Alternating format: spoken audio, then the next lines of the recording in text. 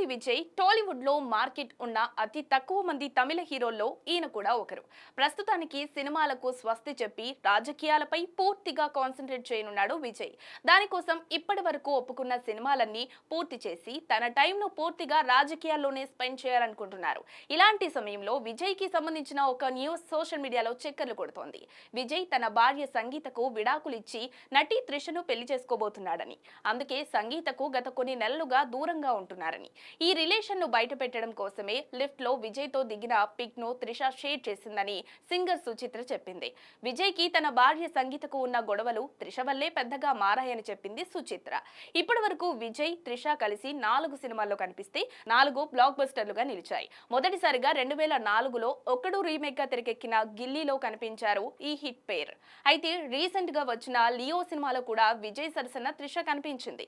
ఇక పొలిటికల్ ఎంట్రీకి ముందు విజయ్ నటిస్తున్న ఆఖరి సినిమాలు కూడా హీరోయిన్ త్రిషనే అని మరో టాక్ కూడా నడుస్తోంది. మరోపక్క అభిమానులు మాత్రం ఇదంతా ఫేక్ న్యూస్ అని, రాజకీయాల్లో అడుగు పెడుతున్న విజయ్ గురించి విష ప్రచారం చేస్తున్నారని చెబుతున్నారు. అయితే ఈ విషయంపై విజయ్ కానీ, తన భార్య సంగీత కానీ, త్రిష కానీ స్పందించలేదు.